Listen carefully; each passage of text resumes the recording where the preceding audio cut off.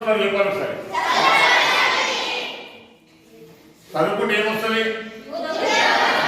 అంతేనా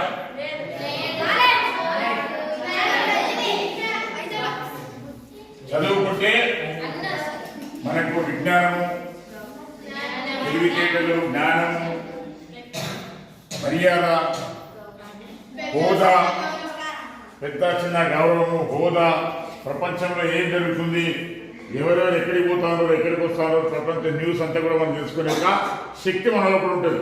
మనలో కూడా లేకుండా కూడా మన ఉపాధ్యాయులు మన గౌరవనీయులు మనకు బోధించేవారు పెద్దలు వాళ్ళన్నీ కూడా మనకు తెలియకే అవకాశం 100% అనుకుంటుంది. అవునా కదా? ఎస్ఆర్లో చెప్పాలి. అవునా కదా? కాబట్టి మనం ఏం చేయాలి? మన తల్లిదండ్రుల కంటే ఎక్కువ గౌరవం మన ఉపాధ్యాయులకు మన టీచర్స్కు మనకు బోధించే వారికి మనకు చదువు చెప్పే వారికి మన తల్లిదండ్రుల కంటే ఎక్కువగా మనం గౌరవం ఇవ్వాలి, వారిని పూజించాలి, వారిని ఆరాధించుకోవాలి, వారిని గుండెలు పెట్టుకోవాలి. అవునా కదా?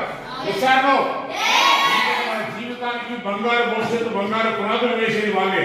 మనకు జన్మనిచ్చింది మన తల్లిదండ్రులు. కానీ మన భవిష్యత్తుకు పునాదులు వేసి మన భవిష్యత్తు లో మనం ఎంతో ఎత్తుకు ఎదిగే విధంగా ఎంతో పేరు ప్రఖ్యాతలు సంపాదించుకునే విధంగా మనం తీర్చిదిద్ది సమాజంలోకి వదిలిపెట్టే వాళ్ళు ఈ గురువులు ఈ తల్లిదండ్రులు. ఒకసారి గట్టిగా చెప్పాలనుకుంటాను.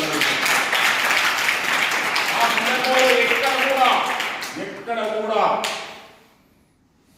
చిన్న అపవాదు రాకుండా మీ టీచర్స్కి మీ ఉపాధ్యాయులకి మీ మేడంకి ఎక్కడ కూడా చిన్న అపవాదు రాకుండా అయ్యో పలానా స్కూల్లో చదువు చెప్పలేదట అనే ఒక అపవాదం రాకుండా మీరు శ్రద్ధతో చదువుకుంటూ ఒకవేళ టీచర్స్ అయినా మర్చిపోయిన గుర్తు చేసి మరి వారి మీద చేయించుకునే బాధ్యత మన దగ్గర ఉండాలి. అవునా కదా?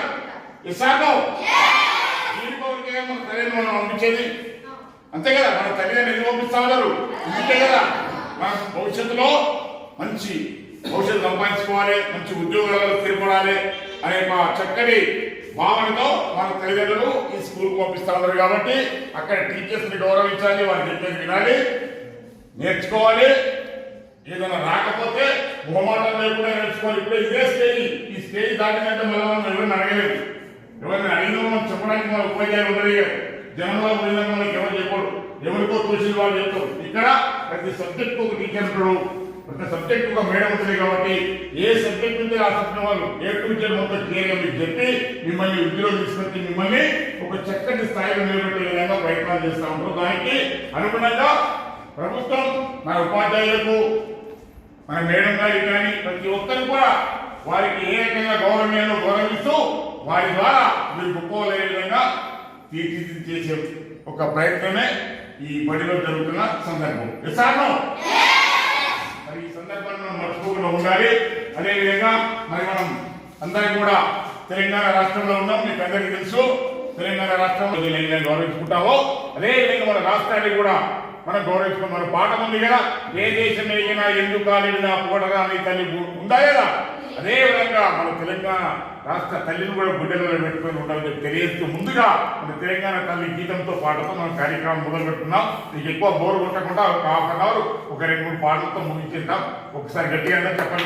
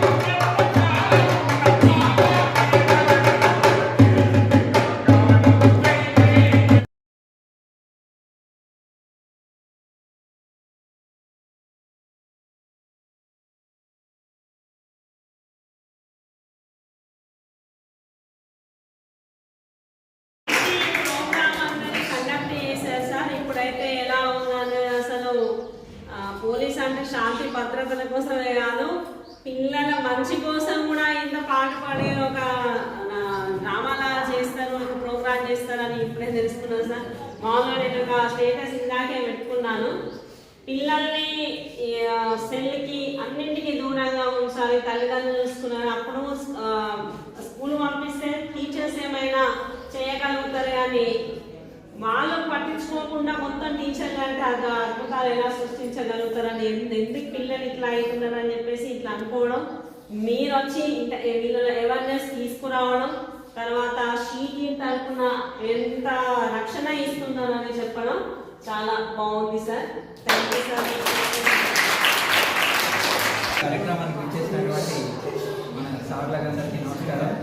ప్రోగ్రామ్ మీరు పాట రూపంలో చెప్పిన మాటలు చాలా బాగున్నాయి సార్. ఒకటే ఇన్స్ట్రుమెంట్తో ఈ పాటలు ఎంత అంటే ఒకటే ఇన్స్ట్రుమెంట్తో ఇంత బాగా పాడడం అనేది చాలా గ్రేట్ సార్. పిల్లలకు మంచి మెసేజ్ ఇచ్చారు. మేము చెప్పింది రెగ్యులర్గా చెప్తూనే ఉంటాం, కానీ మీరు ఇలా గెస్ట్గా చెప్పింది కూడా వాళ్ళ పిల్లలకు బాగా యూజ్ అవుతుంది సార్. Thank you sir. ఈరోజు రామగుండం కమిషనరేట్ పోలీసు బృందం వారిచే మా పాఠశాలలో పిల్లలకు తల్లి గొప్పతనం గురించి, తండ్రి పిల్లల గురించి పడే గొప్పతనం గురించి, అలాగే పిల్లలను పాఠశాలలో విద్యార్థులు ఉన్నటువంటి వాళ్ళను ఏ విధంగా తీర్చిదిద్దుతారో దాని గురించి, 100 డయల్ నంబర్ గురించి, పోక్సో కేసు గురించి, వీటన్నింటి గురించి పాటల రూపంలో తెలియజేసినటువంటి కళా బృందానికి మా పాఠశాల తరఫున నేను ధన్యవాదాలు తెలియజేస్తాను.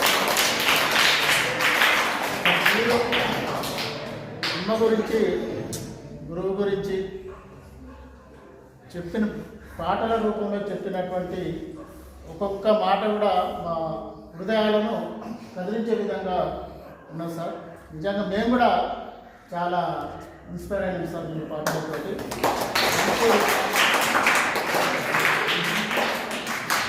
ఒక మంచి గొంతును ఇచ్చినటువంటి దేవుడికి కృతజ్ఞతలన్నా, అలాగే గౌరవించినటువంటి ఈ అన్నలకు, మంచి వాయిద్యం సంగీతం ఇచ్చినటువంటి ఈ అన్న కూడా పాఠశాల తరఫున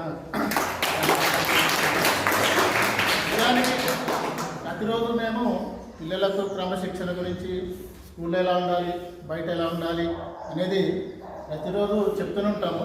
కానీ ఇదేంటంటే స్పెషల్గా మీరు పాటల రూపంలో చెప్పడం ద్వారా, ఏది కానీ మన మాటల కంటే పాటల రూపంలో చెప్పింది చిన్నవాళ్ళు కావచ్చు, పెద్దవాళ్ళు కావచ్చు, బాగా ఇన్స్పైర్ అవుతారు అన్నట్టు. అలా పిల్లలు కూడా మరి ఇందులో లీనమైపోయి చాలా ఇన్స్పైర్ అయ్యారు. కాబట్టి నేను మరొకసారి మీకు కృతజ్ఞతలు తెలియజేస్తున్నాను. అలాగే ఈ కార్యక్రమాన్ని మా పాఠశాలలో ఏర్పాటు చేసినటువంటి తాండూరు పోలీసు వాళ్ళకు కూడా మేము కృతజ్ఞతలు తెలియజేస్తున్నాం.